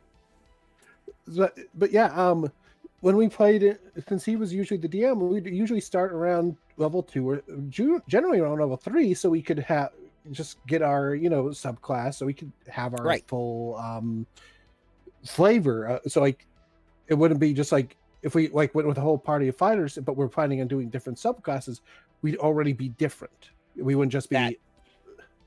That is another failing of 5e, is to get to 3rd level to play the game is just atrocious.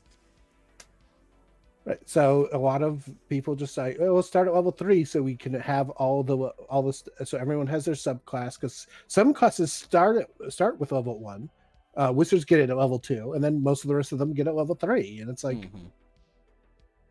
But you think after this long, with so many supplement books that have been out, they would address things like that, and they simply haven't.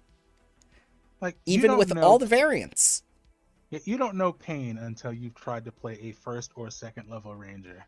I've no pain because I've tried to play a 1st level sorceress in a 1-shot, and I spent most of it on the floor, and everyone's just screaming and yelling at me, saying like, "Bramble, how are you on the floor already?" And I'm going like, "It's." I have a D6 of it. I start with 6 hit points plus con mod. A battle axe can 1-shot me. My AC was 13. Most of the time, it was them putting me on the floor. Yeah, like before level 3, it's basically just like survival horror. Like, Yes. Oh, And then when you get level imagine what it 5, was like. nothing can kill me.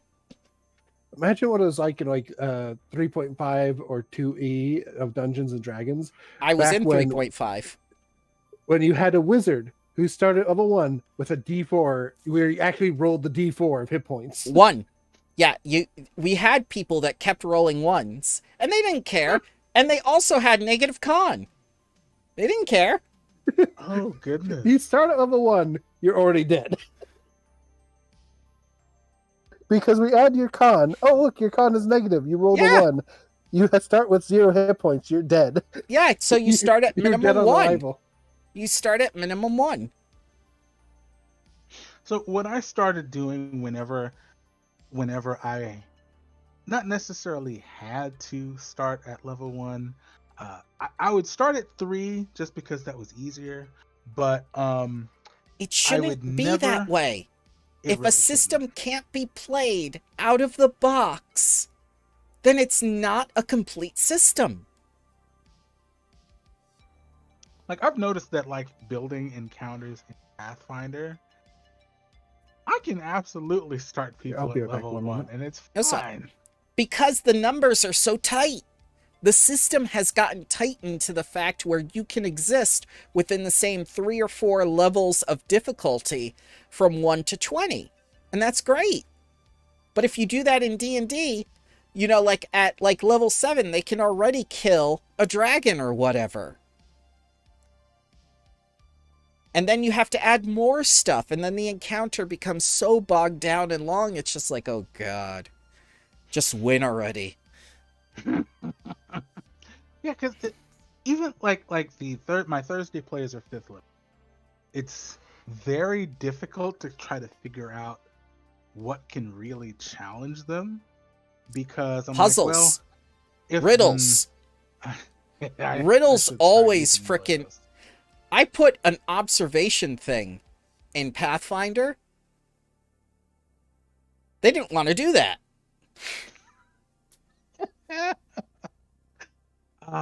We did I've that. avoided- We're the ones who did it. Oh, we did. Yeah, Oh, God. yeah. Again, the players decide what they do and don't do. We don't. I'm sorry, go ahead. Yeah, I don't want to like swing it too far in one direction, because on one hand, I could be like, all right, just and one of the other mistakes I made is I have way too many players at this table. So what, do you but- have 6 or 7? Yeah. Yeah. Oh yeah, big groups can be really disastrous because of the whole action economy thing. Yeah, and I made this mistake because I didn't want to tell anybody no. You gotta tell people no. You have to. That's how I- DMs are born. Yeah, if you don't tell people no, suddenly you'll have like you have 20 people in a game. It's like combat takes an entire session. It's like, It oh, and, does. well, It does initiative take gets an rolled. entire Okay, so we'll session. see you next week. But we still have 2 hours left, and those 2 hours will not be enough to do the entire combat. We can start, but I don't want to stop in the middle of combat. So next session will be in all Rise- the combat. Rise of Tiamat is the perfect example of that, with all the battles that go on, and the fact that you have to split the party into different sections of the world. You don't get a choice. They had What? so many years to rewrite and edit Rise of Tiamat, and when they re-released it, it was just unified into one book. Horde of the Dragon Queen and Rise of Tiamat. They did no editing. They did absolutely no cleanup work. They did no tightening. The thing itself was written before 5e was even finished. So Cobalt Press kept it system agnostic. Hey, there you go again. But even after so many years of it being on the market, they never did anything with it. They just resold the whole thing in a hardcover. Wow. That's the kind of dedication you get Number from one Wizards of the rule of Coast. any like TTRPG party is never split the party, and yet here's a campaign where you actually have to, or you lose the campaign. You have to, because Tiamat's influence is all over Faerun. If you don't split the party, then rival dragons, like gain power, and you have to gain faction points with people, and it becomes incredibly contrived within a subsystem that isn't even its own subsystem. It's just like, this is what the party needs to do. It's described as though it could have been a subsystem, but when it was handed over in its form of system agnostic to 5e, 5e did no work to make it into a system. Wow. Ouch. So you could have something that's wonderfully written by Cobalt Press, and then Wizards of the Coast is just like, yeah, this is good enough. Yeah, but that's another thing I like about the whole system agnostic thing, is that, quote unquote, failing a campaign, you can write around that. You can. But it's you more don't work for the DM. It is.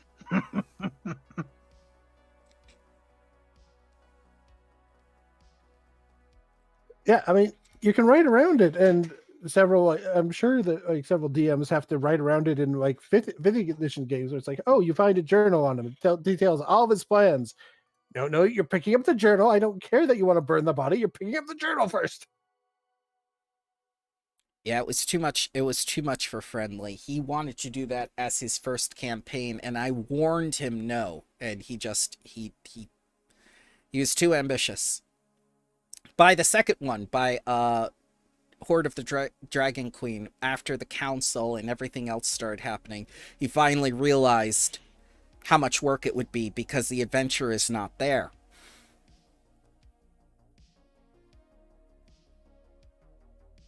And I will leave that to people who have actually played through the campaign to know what I am talking about, especially DMs who have had to do all that work to set up the entire world of dragons that they need to slaughter.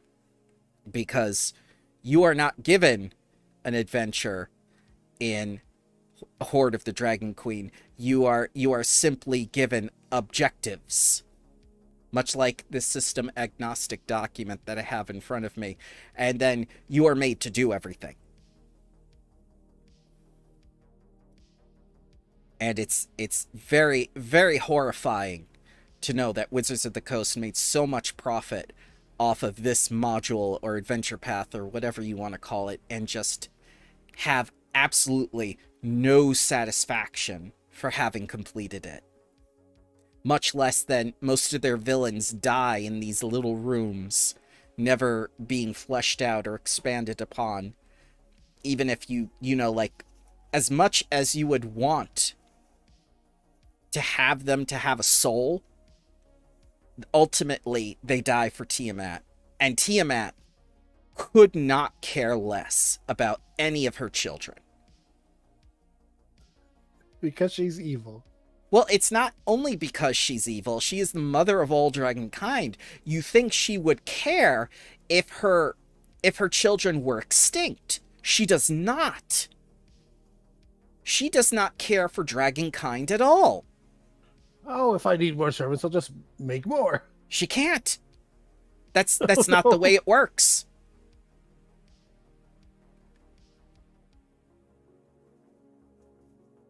It's so horrifying to know that not only the world, but all the dragons, and the dragons knew that. The dragons knew that Tiamat would kill them too. And the cult of the dragon knew that they were going to die too, but they did what they did anyway. There was so little reason to actually bring Tiamat back into the world because there was no profit in it. There was no gain. No one benefited from Tiamat being in the world. Just Tiamat. Once Tiamat got into the world, she had no plans. Just destroy everything. Right. But everything is where she keeps her stuff. And she likes stuff. If she destroys the world, if she destroys the world, there's no place for her to keep her stuff. And then she'll have to go back to Avernus. But she doesn't care because destroy. But then she would go back to Avernus. But destroy. No, we get into a logic loop here, and we can't justify having a villain that exists for destruction's sake when they themselves want certain things. Yeah, it's not like the Tusk, which literally exists only to eat, and that's it. But there are provisions. There are provisions to the Trask. It is unique, and it sleeps most of the time. Right. It does not have the agenda to consume all creation. It is an annihilation engine, but it is not the annihilation engine that ends, the entirety of existence. Right, because eventually it will get full and then go back to sleep. Or get quote-unquote killed and go back to sleep. There were so many things.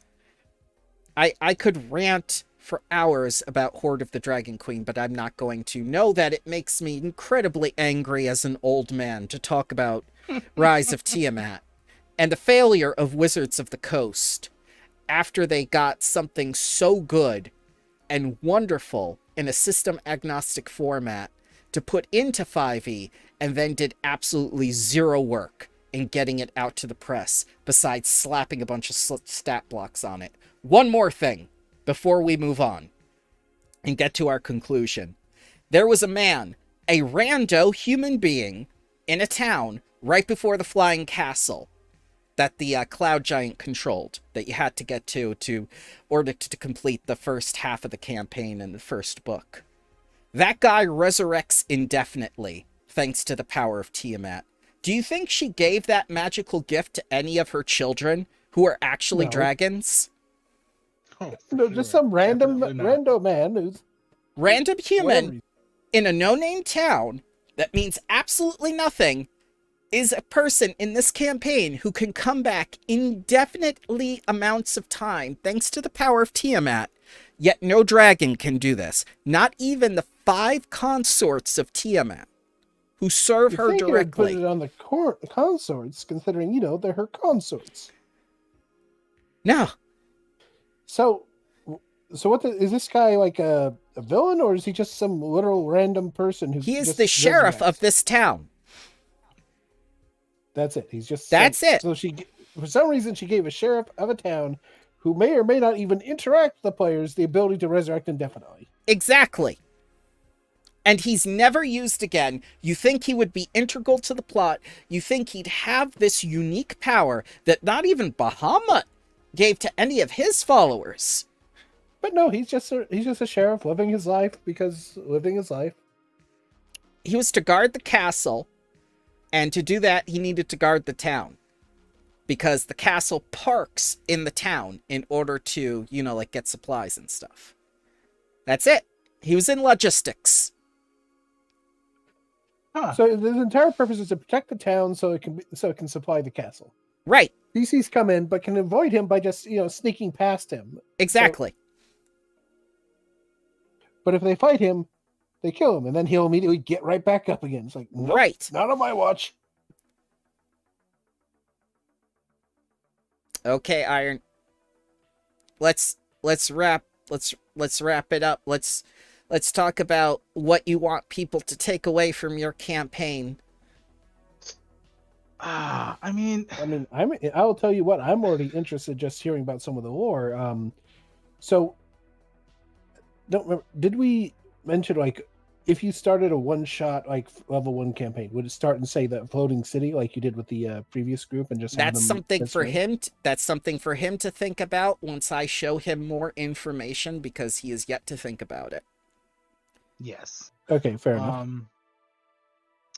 But the setting is very wide open. Right. What's the theme, though? Is it the same as the Persian mythology that shows the duality of human nature, where we constantly resist temptation and make bad decisions, such as not listening to the oracle? Or is it something else? Is it similar to Dark Suns? That is kind of the theme that I was trying to go with any stories that I told out of the Khosravi region, or hell, on that side of the world in general. I hadn't thought too much about other stories besides Wrath of the Serpent King. Well, before today I hadn't, and now I've got like ideas kind of marinating. So that's gonna be fun to deal with for the next couple days. Yeah. The whole purpose was to get you to think about, like how a new player would see the campaign and everything, and we were two fresh faces to it.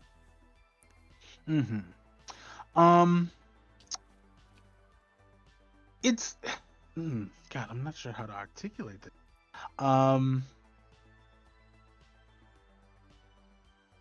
Words, how do they work? Exactly. Ah.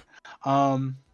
I think mostly what I want players to get out of the setting is something different. Kind of something to think more about characterization, both in the way players make characters and the way players interact with NPCs. Okay. So that isn't necessarily like, The murder we rag a lot. Do I kill the NPC or do I let it live? Yeah, we rag a lot on 5th edition, but this is kind of like the trend of how the system almost forces you to create adventures. Right, that are based primarily for combat and nothing else, whereas other systems have a social structure or some sort of influence system or something else where they can actually exist in a society rather than be slobbering adventurers that exist to kill things. Exactly, because I mean, in my Thursday campaign, I do have like a fame/infamy system. I don't need that if I'm using a system agnostic thing. So, well, I do, but it doesn't feel tacked on. Mm-hmm. I'm surprised 5th edition didn't put in a fame infamy system, period. I mean, it seems like a lot of people do something like that. It's like, it seems like all the PCs would be infamous. Yeah, depending on whether they do good acts or evil acts or whatever, whether they mean to or not. Because I mean, it's like I keep hearing stories about why are these people designed to fight against me? Well, because you go around destroying villages. Yeah, they're going to catch on to your ways because you have people. They're called the police, dear. They've always been there. You've just noticed them. They finally caught up to you and found a way to stop you. So, is there anything you would like to say in closing, or? Not really. I mean, it's definitely a work in progress. Hopefully I'll have like more to show for it relatively soon. Okay. Would you like to develop it like here on a weekly basis or monthly basis, or what would you feel comfortable with? Oh man, I wouldn't mind doing this every. It'll definitely keep me motivated to actually finishing it. Yes. or at least making some meaningful progress. Yes. Not that I haven't in like the last like month or so, and I'm looking at the Word document that I've been working on for like the last 2 weeks right now. But when you have other people's to bounce ideas off of, it can really get those juices flowing, get the energy flowing, because here's these people who are also enthused with it and have other ideas. They're like, I didn't even think of that. That sounds great. Yeah, because there's a lot of things I miss. Like, or like someone could point out, And then you look a second thing at something they point out. It's like, you know what? I don't even know why I thought about that. That's stupid. Here's something good. Here's something bad. Here's something that I didn't think would be taken as it was.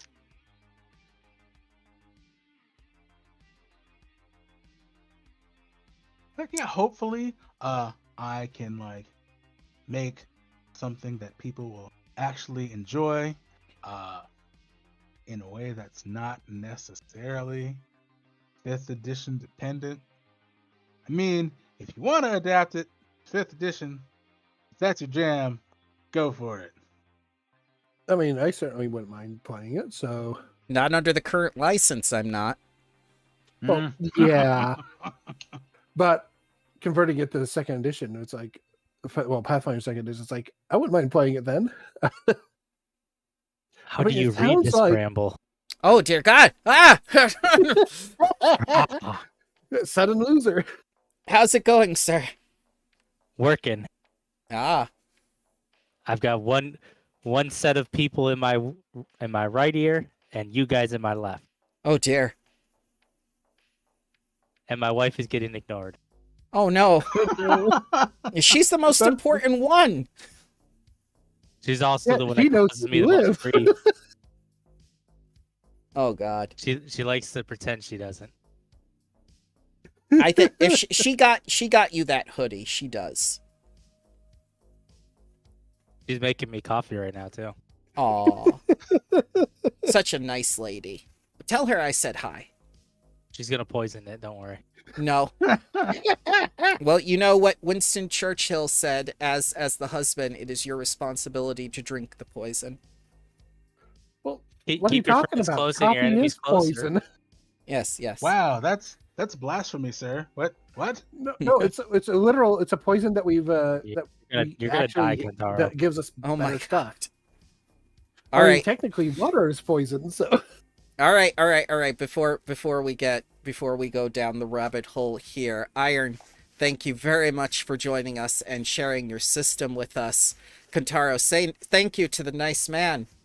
yes, thank you. This has been very interesting. Well, you are very welcome. I'm glad you enjoyed what sparse details I could offer. Yes. Yes, I It want was- to play it someday.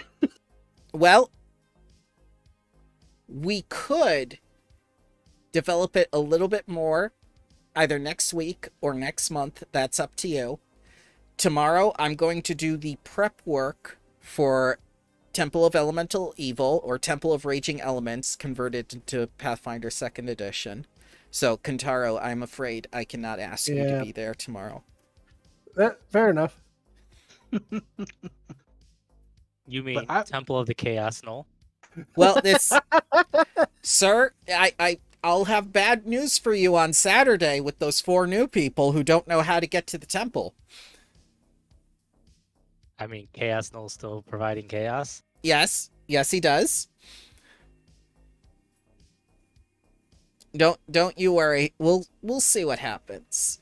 But thank you very much, Iron. I did appreciate this, and this was fun. This was nice to take a look at a system, not attached to anything. And hopefully as it develops and you get that first low-level adventure written and I get you this PDF of the Agnostic one, we can get some headway done. Oh, absolutely. I'm already kind of like, as we were talking, I have like 4 adventure hooks written down. Good. So I'm good, like, good. I'm yeah, glad. The wheels are turning. Good. That's what this whole was about. Thank you very much, gentlemen. And I hope you And have a wonderful day. Thank you for hosting us. Yep. Yes, sir.